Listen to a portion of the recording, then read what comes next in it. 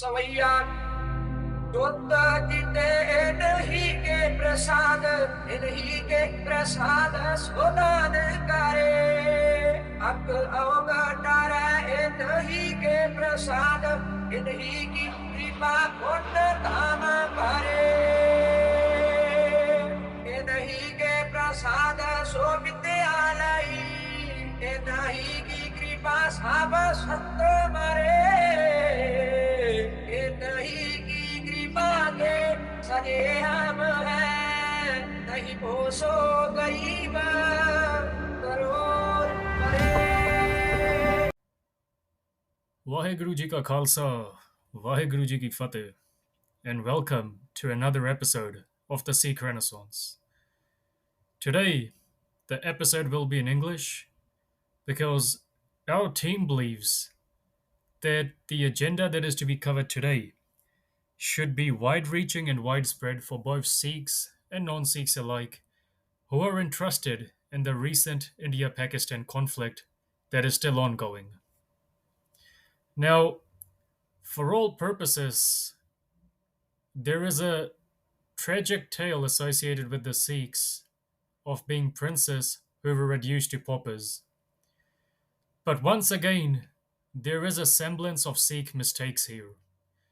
In the lead up to 1947, our leadership forgot how to derive critical lessons from our history.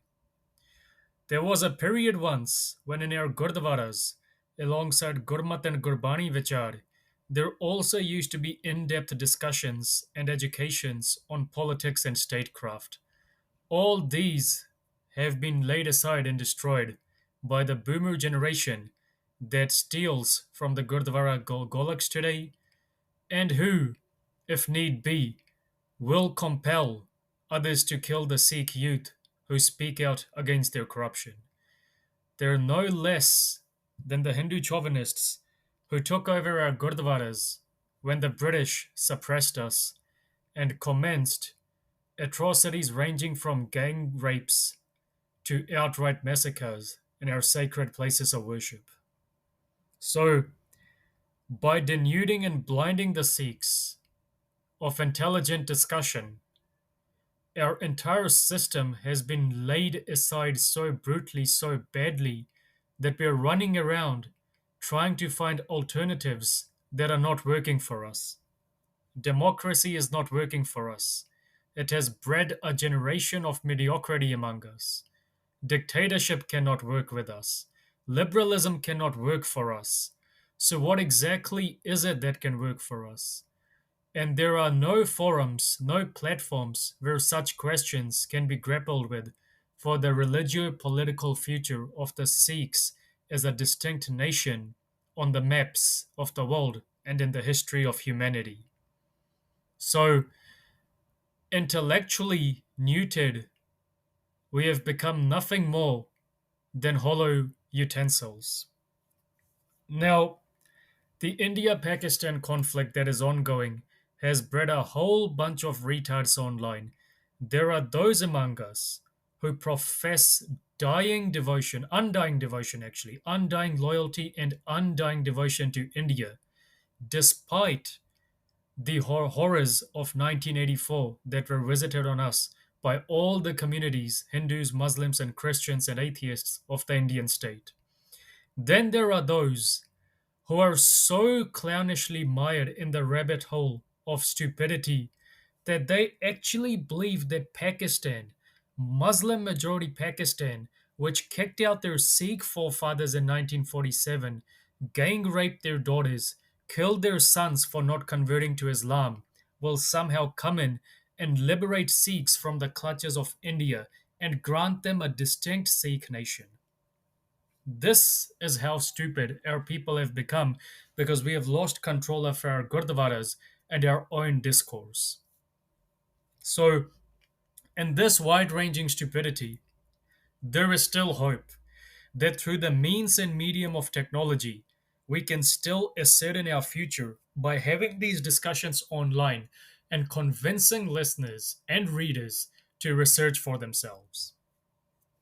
Now, for those who actually believe that the India Pakistan dynamic is one of two states fighting against each other, there is a very brutal wake up call coming for you. And intelligent statesmen have always noticed that the India Pakistan conflicts usually end up to the advantage of both of the countries. There are there are deep state factions within both countries who are actually leading this conflict between both countries to their own advantages.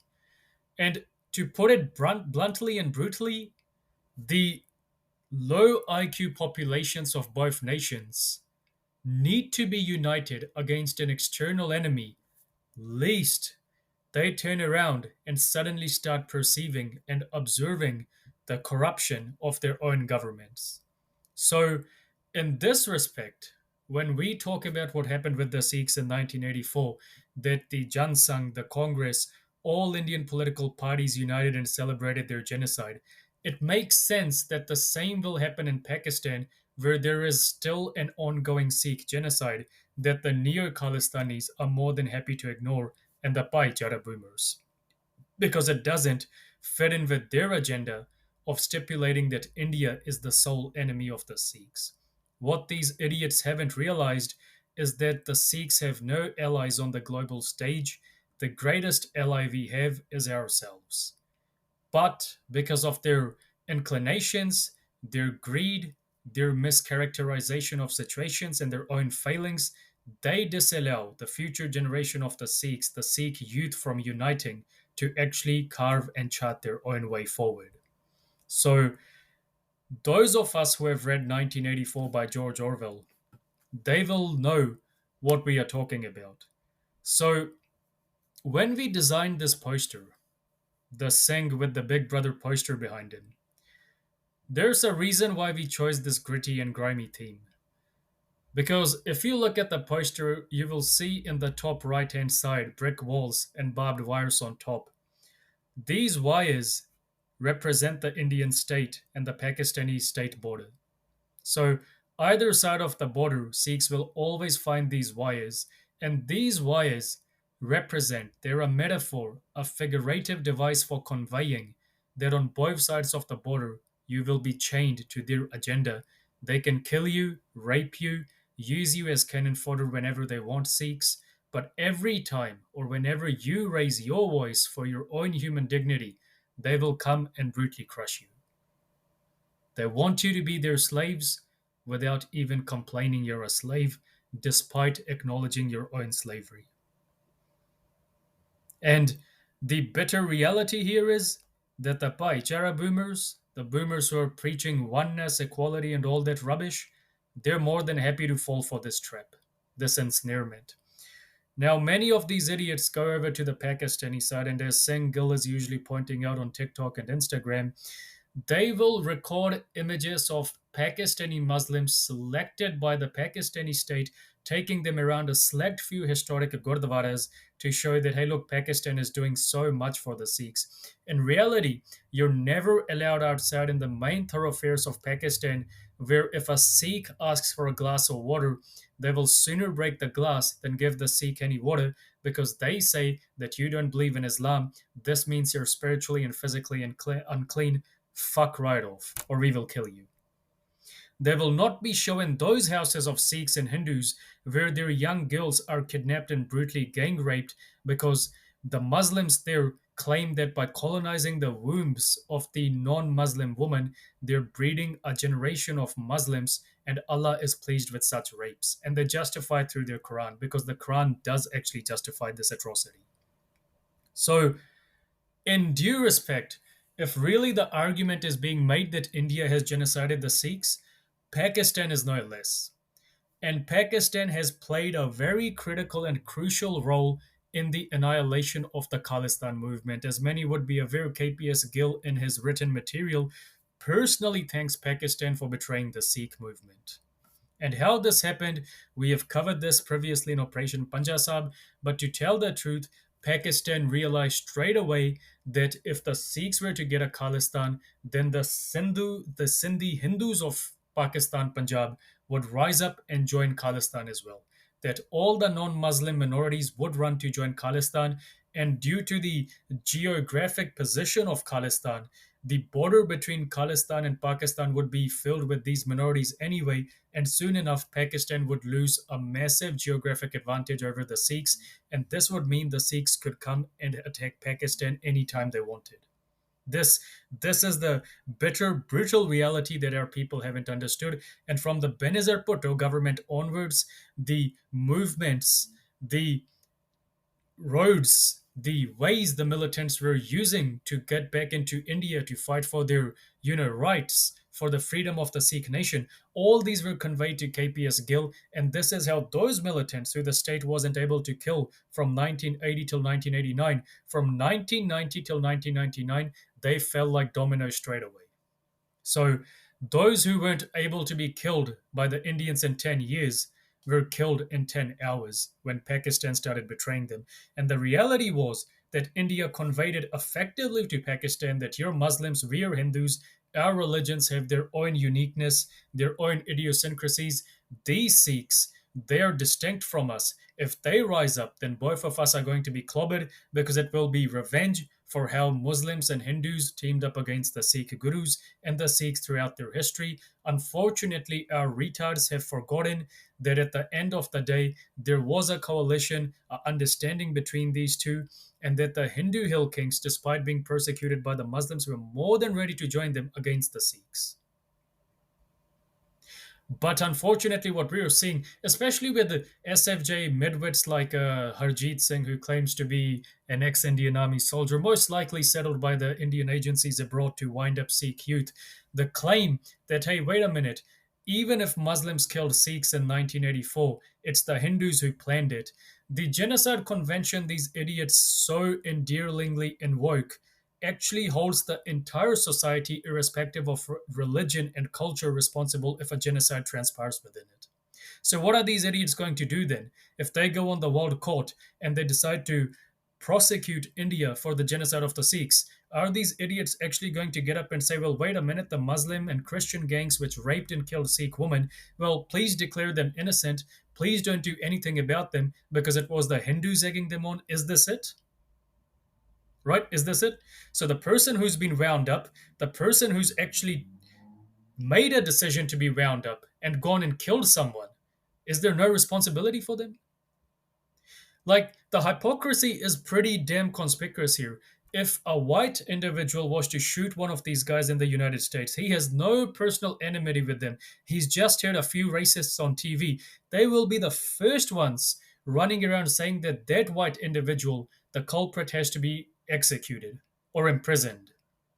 None of them will be saying, hey, wait a minute, there was a guy winding him up. Let's go after that guy. This guy is innocent. So why the double standards when it comes to their favorite minority? Right? This is how they end up destroying all their movements. And the reality of the situation is that such individuals are 101% being manipulated by both states. Now, moving on. So the agenda for today is George Orwell's 1984.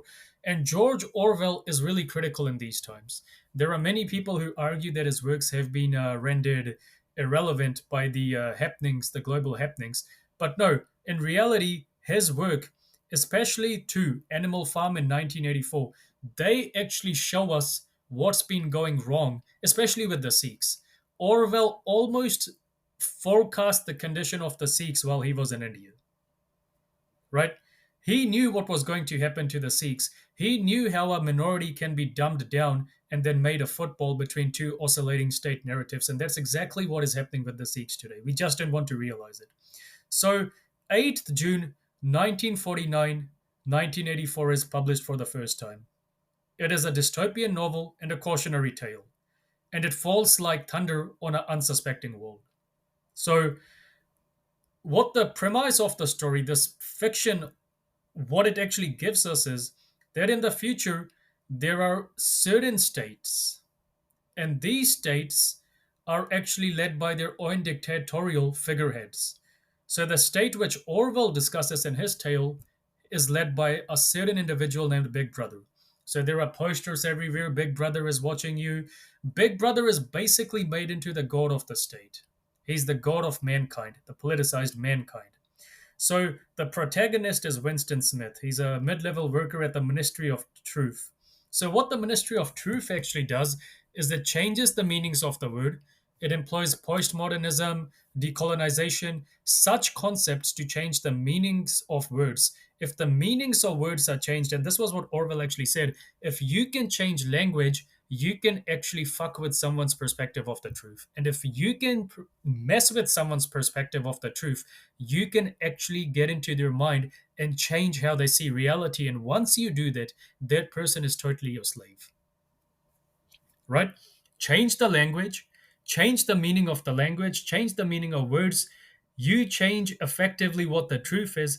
And once you change the truth, you actually change the person's way of looking at reality. And once that changes, even if you personally don't know the person, you can actually manipulate them. This is how crowds have been manipulated from Nazi Germany to Saddam Hussein's Iraq and Taliban Afghanistan. Anywhere, everywhere, this is how crowds have been manipulated.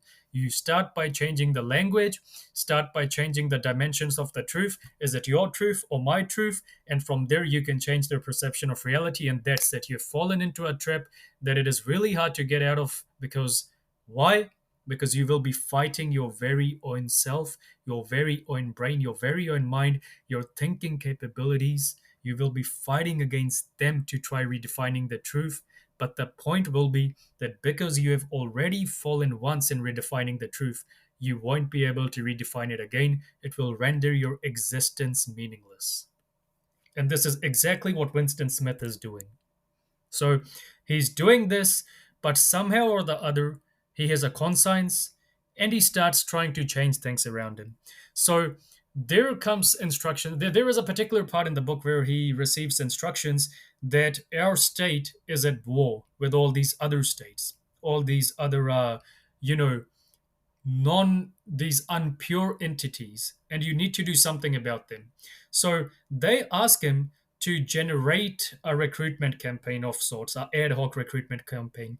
So he comes up with the image of a soldier who does not exist, an individual who does not exist, and he makes him a shaheed.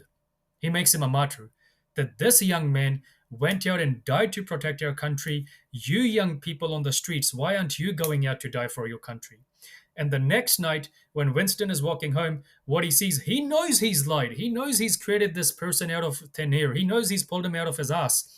But what he sees on the walls are posters of this individual and all these young men lining up to get recruited into the military to go out and fight because they have been emotionally manipulated by the story of this individual. So, as Winston considers, 24 hours ago, this individual did not exist. 24 hours later, he's the shaheed of the whole nation. This is how reality is destroyed around people. This is how the truth is manipulated. And as he goes ahead, Winston starts questioning every damn thing that is shown to him. Somehow or the other, his brain starts rejecting the matrix of lies that the state has imposed on him. And this is when he starts going on to a dangerous route. And he meets someone named Mr. Charrington, the owner of an antique shop. And there he buys a diary. And this is where he remembers that before the state took over, he actually knew how to write. So he secretly starts writing about his thoughts, about Big Brother. And in this part, he falls in love with Julia, a fellow worker with the same thoughts as him. So, what is actually happening? Right? What is happening? He doesn't know. So, what actually begins to happen in his life is as he starts trying to find out what the real truth is, he ends up falling further in with Mr. Charrington. And Winston also remembers that his family disappeared. He suddenly remembers that his family disappeared as well when the state started taking over, when Big Brother became more universal, right? So his memories are coming back. The manipulation is ending. And what happens is O'Brien, one of his superiors, an inner party official, Winston suspects that he's part of a movement, an underground movement, a resistance movement to Big Brother, made by Big Brother's own rival, Emmanuel Goldstein, right? And so O'Brien hands him a book, The Theory and Practice of Oligarchical Collectivism. And this is by Goldstein. And what happens is that there is a certain trajectory here that every day the state, to manipulate and brainwash its citizens, they have what's called a hate hour. And what happens in a hate hour is everyone just gets up and they see this advertisement run by the state that today we have had so many people die on our front lines. This state is attacking us, that state is attacking us. This is how many sheets we have had. This is how many martyrs we have had. We need more young people. Come on, join us. Let's go fight. And all the people watching this go berserk. They throw rocks at the screen, they throw chairs at the screen. They're actually maniacally calling for the rape and genocide of the enemy. So this whole population is being united against an external aggressor. And Winston knows that the point of this is that if people start internalizing themselves, if the whole society starts looking inwards, it will suddenly realize that the government has been manipulating it all along. It has been brainwashed to listen to the government. And the dead giveaway here is that during a certain event called Hate Week, now, before Hate Week, Winston knows that for the previous decade, the name of the enemy state that his state has been fighting is Eurasia. But in Hate Week, it's claimed that for the previous 10 years, we've been fighting East Asia. And everyone falls for it except Winston because he's noting what's going on. He knows what's going on. So when he starts reading the theories and practice of oligarchical collectivism, it's all revealed to him that what is happening. That power, power is a very terrible concept, but at the same time, it also promises to give its wilder godlike powers or semi godlike powers. And these are powers states will kill for. They will do anything to have this sort of power. They will do it in the name of religion. And there is actually a book by Bolam Sansal who actually shows the real nature of Islam in another book called 2084. And in there, it's the 1984 Orwellian story, but in a world where Islam takes over and destroys everyone's rights. So there is that aspect as well. So what actually happens in this book? Chapter 1 is Ignorance is Strength. Chapter 3 is War is Peace. Right? Ignorance is strength. This is what the state has been feeding Winston. This is what Big Brother's party has been feeding Winston. This is what it's been feeding its population. Chapter 3, War is Peace. This is what the party has been feeding them all again. Right? So this is a population that has been manipulated and brainwashed so badly that it has two main purposes. One, to go die for the state, and two, not question the state whenever it's necessary. Why? Because ignorance is strength. So the state can continue doing whatever it wants. And it comes to the point that does Big Brother even exist?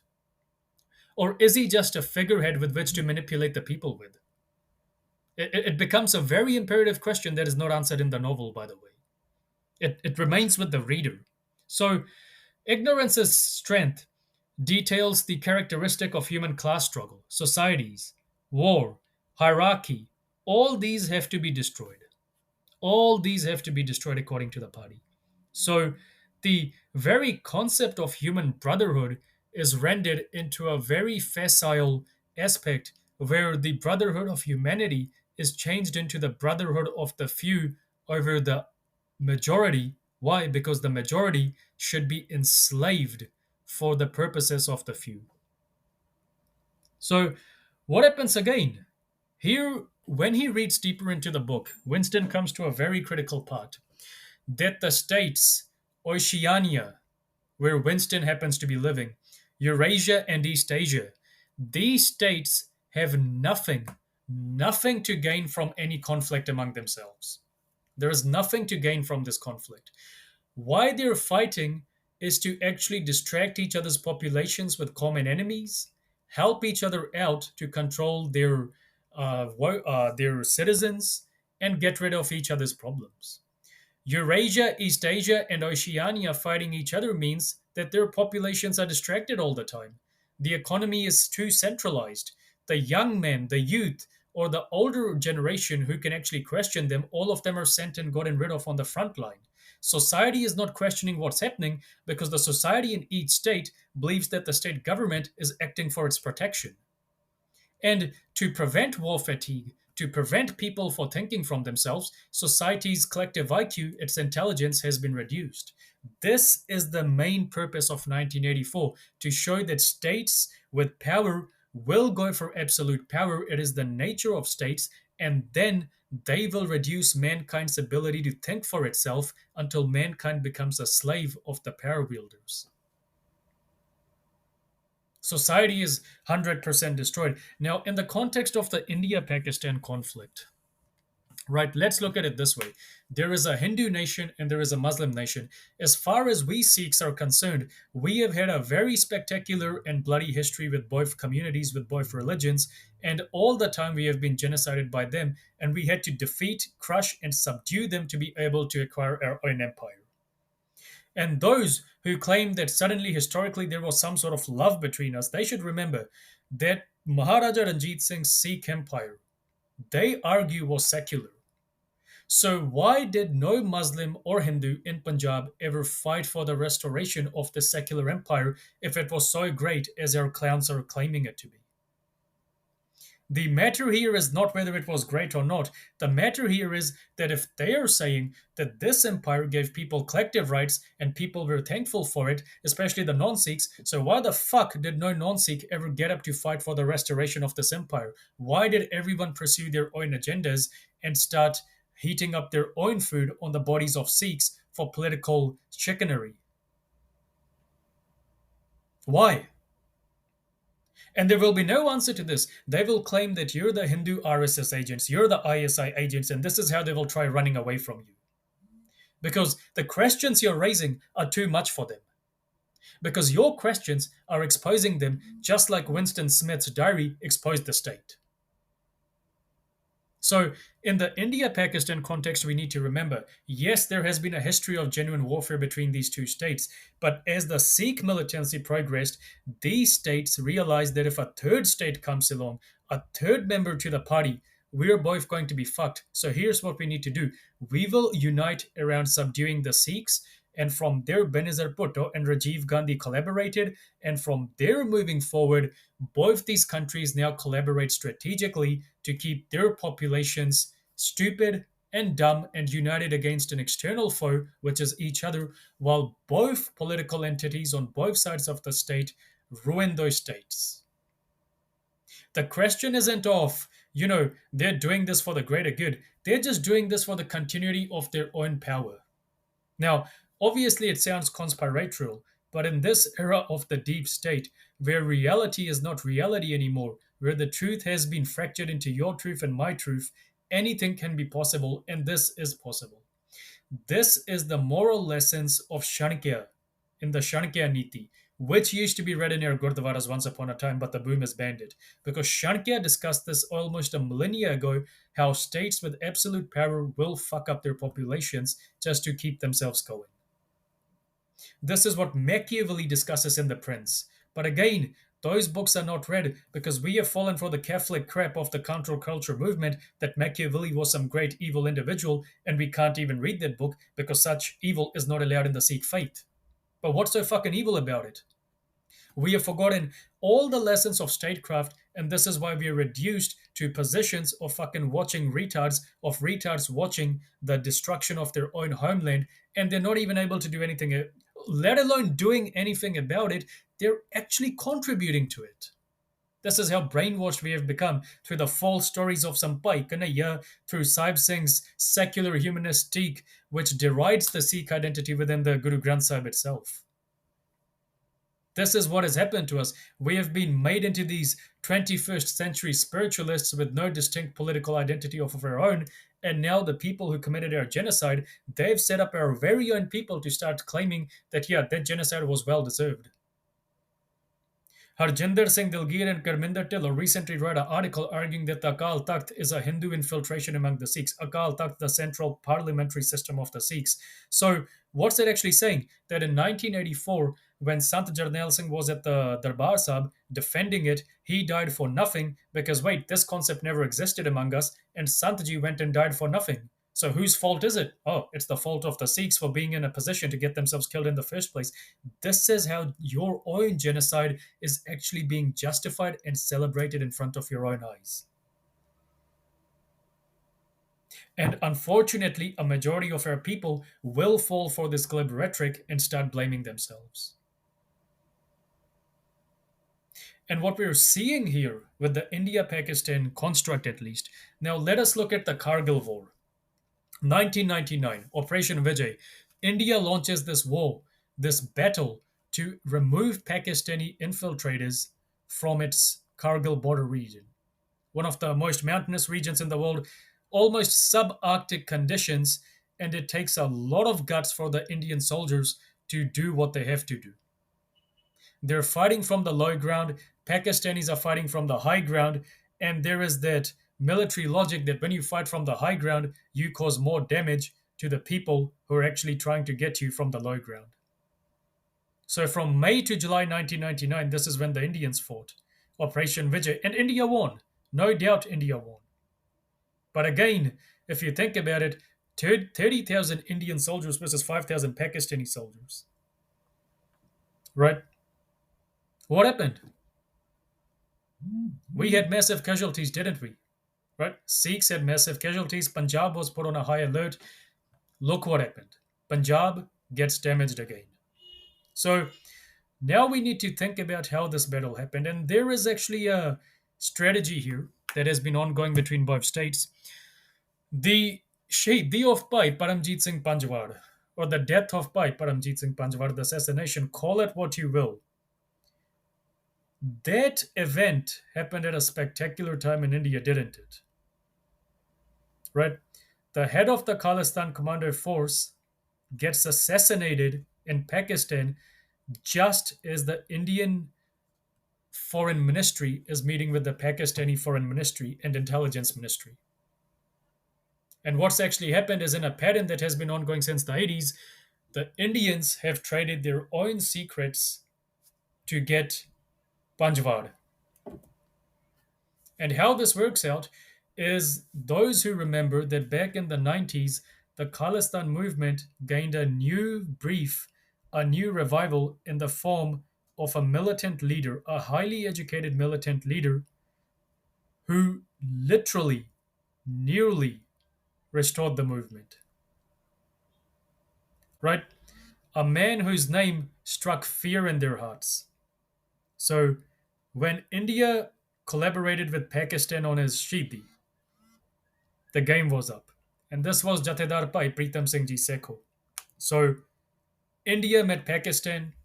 Pakistan revealed that Sekho was inside Pakistan. India had a discussion with the Pakistani intelligence, and India gave them the information of 200 Indian operatives operating within Pakistan for the assassination of Sekho, and Pakistan went and carried that out. Now, when the Taliban and the ISIS conflict flared up, Sikhs were killed in a Gurdwara in Afghanistan, Afghan Sikhs. At that time, none of our Bhaichara boomers or Ravi Khan, anyone, no one wanted to actually comment on that because, again, it would make Muslims look bad. But what eventually happened when news came out that the killers, the Islamic fundamentalists, had received money from the Indians, the fact they took the money and went and killed Sikhs, that they made that decision, that was ignored. But again, oh, look what the fucking Hindus did. Look what the bloody Hindus did to the Sikhs. That's what actually came out of their mouths. The Bhaichara gang. So let's ignore what the Muslim did. Let's just go after the Hindu without realizing that both the Hindu and the Muslim are united against the Sikh. Right? So around 1998 now, India and Pakistan are forced by the US to sign the Lahore Treaty, which is basically a commitment of both nations and a warning from America that if they want to pursue their atomic weapons program, they have to do it together so one can keep an eye on the other and inform America if they want to actually get out of this treaty or cause any damage or incidents in the region. Right? This is what happened in 1998. Now, at that time, the government in Pakistan was led by Nawaz Sharif.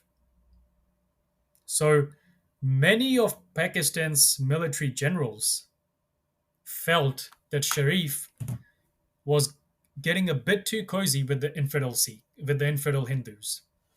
And the reason was that as Sharif came into power, he started suppressing the military's ability to acquire political control over the Pakistani masses. So the military wanted to restore the dictatorship. Sharif wanted a democratic setup that could allow his corruption to go unanswered. So he saw this treaty as a way of negotiating goodwill with India, but at the same time reclaiming Pakistan's position as the bulldog of the Americans, which it had when the Soviets invaded Afghanistan. This was Sharif's plan. India knew straight away that all hell will break loose if Sharif gets that position. They didn't want Pakistan getting American sport again. This one upmanship somehow had to end. So, what happens is in February 1999, this treaty is being signed. But prior to that, in 1998, India has already picked up and communicated with elements of the Pakistani military that are very aggrieved at Sharif's treatment of them, and these are headed by none other than Pervez Musharraf. And so a plan is made. And this plan consists of the Pakistani military that has a more independent structure than any other military in the world, starting to infiltrate troops along the Kargil line on the Indian side of the border. Now, of course, the question is, did no one in India realize what was happening and reveal the politics? Because at that time there was a BJP government in power as well. So, did no one realize what the hell was going to happen? However, there were people who realized what the hell was going on. There were definitely people who were committed to protecting Indian integrity. And one of the earliest cries that were made, the outcry that came, was from none other than an Indian soldier named Manish Bhatnagar. Those who want to read about Bhatnagar only need to put in his name and they will see what actually happened.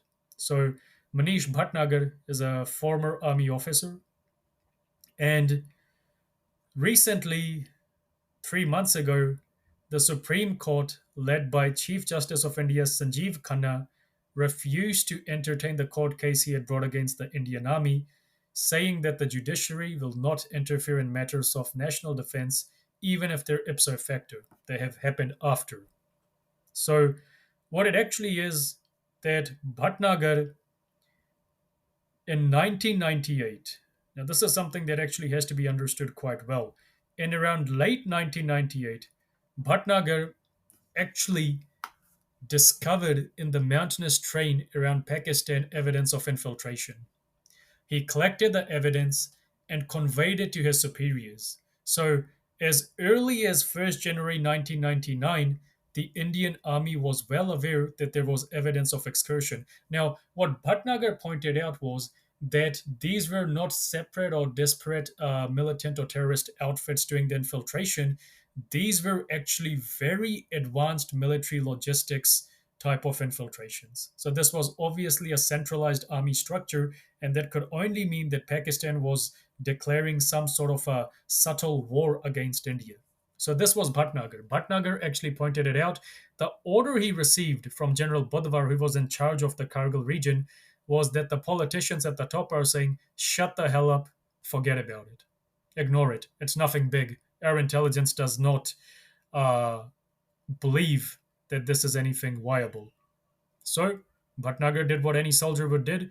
He complained about it, but he had to shut up and sit down, waiting for the outbreak of war to happen. This was that. Then, then came another turn to this entire event. And this comes around the April period. And this involves a Sikh. And this was Brigadier Davinder Singh. He had to fight an 11-year battle in the Supreme Court of India after retiring from the Indian Army to clear his name. and he led the 70th Infantry Brigade in the Batalik sector in the Kargil War. And Lieutenant General Kishanpal, the then General Officer commanding 15 Corps, who actually saw the operations in the sector, blamed him and denied him promotion to the Major General rank. But what actually came out was that in April 1999, Devinder Singh forewarned the military high command that there were most likely 6,000 Pakistani army soldiers in the Kargil region. He got ignored. And then he had to face the wrath of the military high command for actually speaking out and saying, I gave you a warning beforehand. The boys under me who went and died useless fucking deaths because you guys did not do what you had to do. You guys didn't act upon the warnings we were giving you. And then when the Bhatnagar case came out, it turned out that the military brass knew what was happening, but the politicians were telling them to ignore the infiltration. And then came an even more deadly case for the Indian army, and this was by Brigadier Surinder Singh. Surinder Singh was court martialed in 2001. He went to the Supreme Court of India saying that he was never invited to the court martial proceedings. He never knew there was a court martial until he was kicked out of the military. Now, when the Chief Justice at the time demanded that the Indian Army hand over the court martial proceedings file to him, it turned out there was no file. There were just biased allegations made that Surinder Singh leaked information to the Pakistanis. He was the one who actually facilitated this infiltration. He did not listen to his commanders, basically making him out to be a Khalistani, that he was hand in glove with the Pakistanis. Now, of course, the Indian population and the Indian justice mechanism would have demanded a lot of evidence when this controversy would have arisen. So, what the army decided to do to shut him up was basically court martial him and try denying him a hearing on the army basis. So, he went to the media and he fought a 22-year-old battle, which is still ongoing, for justice. He is still fighting the battle for justice to clear his own name and the names of several other officers who were sacked on the same grounds. But the reality is, the reality needs to be looked at from the Pakistani side. So what we were saying, Manish Bhatnagar, Devinder Singh, Brigadier General Surinder Singh, yeah, you can find their testimonies, their video interviews online on the Times of India, the Dawn, the Hindu, the Indian Press Association, the Associated Press Association. You can find all the proceedings against them and how they're clearing their names or managed to clear their names online. You can see all these interviews and how they're actually arguing for justice, that the Indian military knew as early as 1998 that Pakistan was infiltrating their side of the border, but they decided to ignore all the evidence for whatever reason. However, it's when we look at Pakistan what happens. Now, this is what needs to be understood in the context.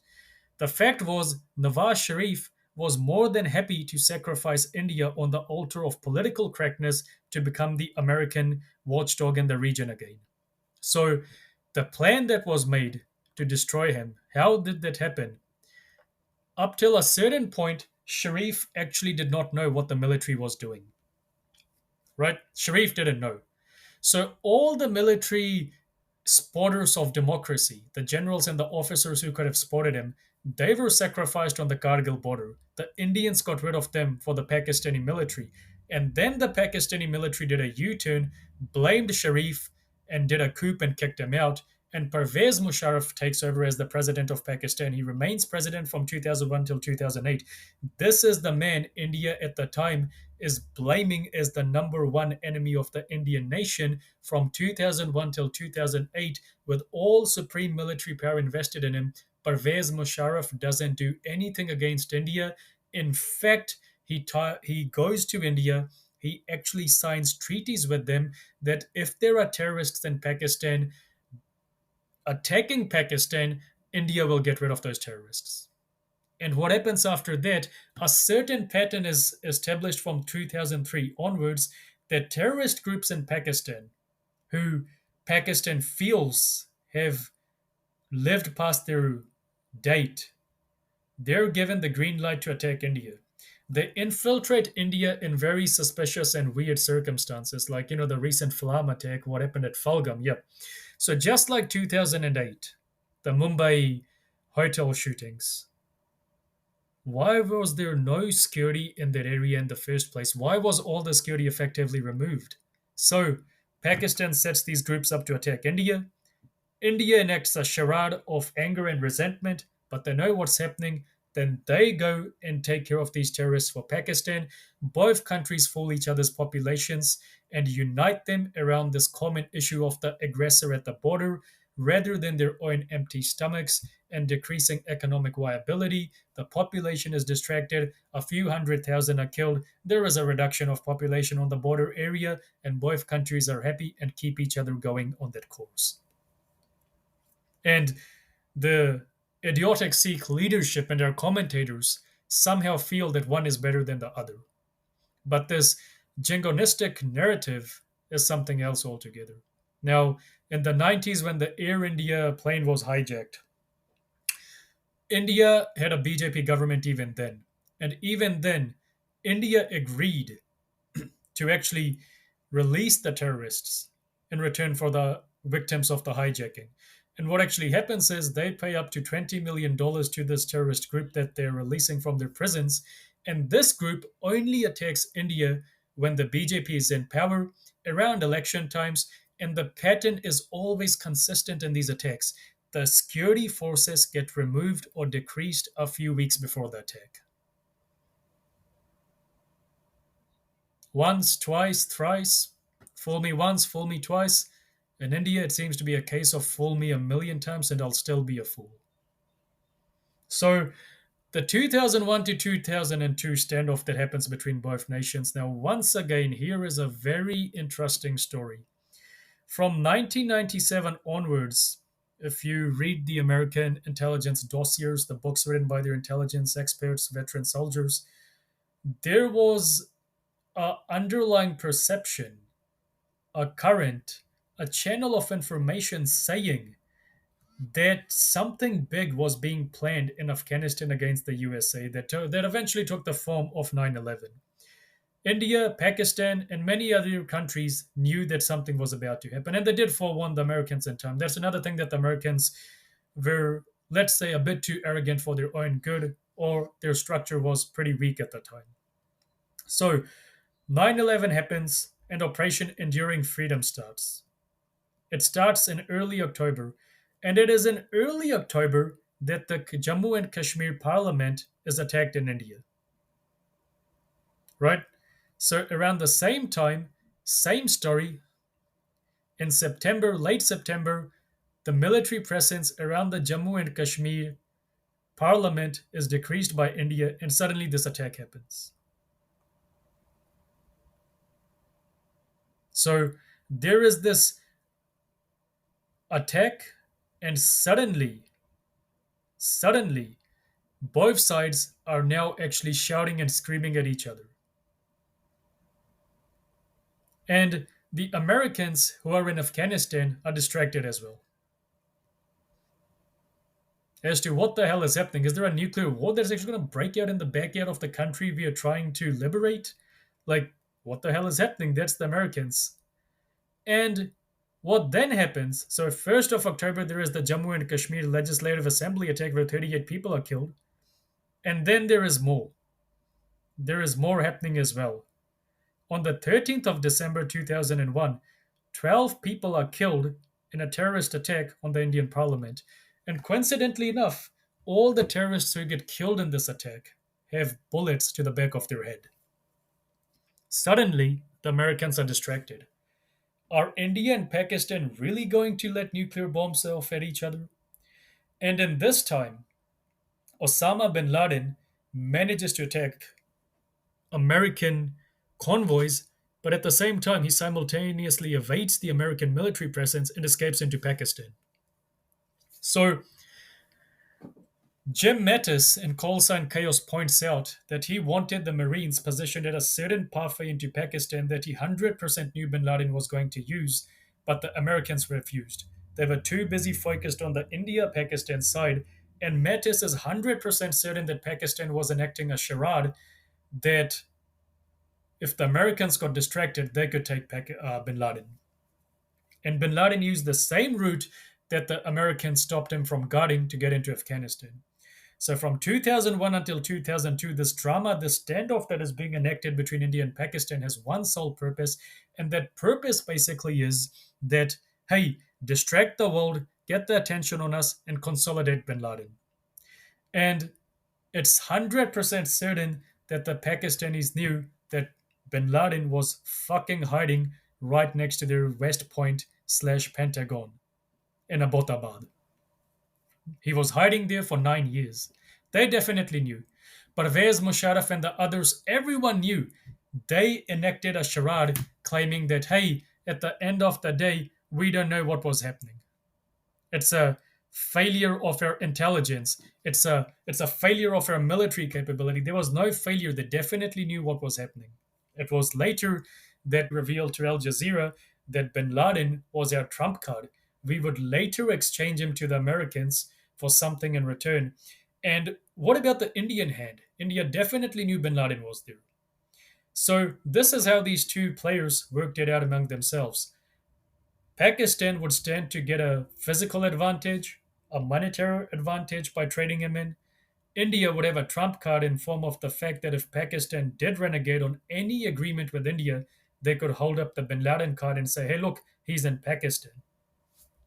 So both countries strategically sat down and negotiated a compromise of sorts between themselves. And they do compromise between themselves. A state will always negotiate and listen to a state for the existence and continuity of their statehood. This is what Machiavelli says. But unfortunately, us Sikhs, we have this rose tinted utopian vision of the world that, a state versus a state must mean something else when it doesn't. Athens and Sparta used to be at war with each other. Sparta eventually destroyed Athens, but in the centuries leading up to this destruction, they also efficiently collaborated together to make the third party destroy itself. Usually, one city would try aligning itself with Athens against Sparta only to have Athens backstab it, or unite with Sparta against Athens only to have the Spartans turn on it. This was a very strategic and political game of statesmanship that was played out centuries ago, millennia ago, eons ago, and it's the same that is being played out even today in front of Sikh eyes. But Sikhs are refusing to see the truth. We have this concept of statesmanship as being beautiful, but at the end of the day, it's beautiful because it's brutal, because of its savagery. There is no other reason why statesmanship is brutal or savage or beautiful. The only reason is it's practically attuned to doing what is the best for your own people, even if that means you have to fuck someone else up. And this dystopian narrative is now existing on the Sikhs. So that Singh you see on the poster, whether it's in India or whether it's in Pakistan, Big Brother is always going to be watching him. Because he, the Sikh ethos of individual liberty, liberty of the mind, bestowed by Akal Purkh, the creator himself, is a keen danger to the totalitarian system of Islam and the totalitarian system of Hinduism. And our stupid leadership in 1947 doomed us to the state that now suddenly there are two big brothers rather than one on our asses. And to get out of this, we need a practical conversation among ourselves as to what our failures have been in the past and why we have failed up till today and what the way forward is and how to avoid the past failures. So even if our future generations make new failures, at least those failures don't cost us our autonomy. That is a spiritual gift from Akal himself. These are the sorts of conversations we need to be having. How the hell do we get out of this quagmire which the boomer generation has actually put us into, that we are drowning under? And there have been incidents in the past where many leaders like Baba Banda Singh, Nawab Kapoor Singh have actually seen the forest. Today we can't see the forest for the trees. They had a broader picture of what was going on, as to what was happening. And such realpolitik is what will get us out of this situation. When two major forces collide, a minor underdog can take advantage of them. Nawab Kapoor Singh set the Mughals against the Afghans against the Mughals, the Hindus against the Muslims against the Hindus, all that for carving out a Sikh territory, a Khalsa Raj, no matter how rudimentary, but still it was a Raj. This was the same stratagem Allah Singh used over in Patiala as well. So, somehow or the other, even the villains of our history can teach us a lesson if only we look to them for guidance. And why the enemy wins is because the enemy does not play fair. So, why we are playing fair in a game of statesmanship that even Guru Gobind Singh Ji has called a game of preloaded chess with no rules is anyone's guess. This is what we really need to be thinking and doing now. And this is how we can avoid the dystopian future that Orwell saw for the Sikhs. As so far as Orwell is concerned, he also wrote an essay on Gandhi in 1949 in which he pointed out that Mahatma Gandhi might come across as a clean politician, but his legacy will be very dangerous for the Indians because anyone who adopts that creed of non-violence will always be destroyed in a totalitarian state because every time non-violence is adopted in a totalitarian state, it only encourages the state to further atrocity. This is exactly the point he makes in 1984. There are people in the book who are protesting against the state peacefully. They disappear overnight when the state gets tired of them, or otherwise, they stand on the corners, and the majority of the citizens don't give a fuck about them because they've been brainwashed by the state. A few people protesting peacefully, all good. They become a nuisance, pick them up in the middle of the night. And this is exactly what Indira Gandhi showed when she first imposed the emergency. All the people doing satyagraha and all the peaceful protests, nothing happened until a bullet was fired, until more and more people became aggressive in the protests. And this is the balance we need to be finding. Or otherwise, we will become another footnote in history proving Orwell's words. That's all for today. Waheguru Ji ka Khalsa, Waheguru Ji ki Fateh. Until next time. सवैया दुत जिते इन्हीं के प्रसाद इन्हीं के प्रसाद Sudan करे अकल अवगटार इन्हीं के प्रसाद इन्हीं की कृपा पुण्य धाम भरे इन्हीं के प्रसाद सो विद्यालय इन्हीं की कृपा सब संत मरे नहीं की कृपा के सजे हम हैं नहीं पोसो गरीब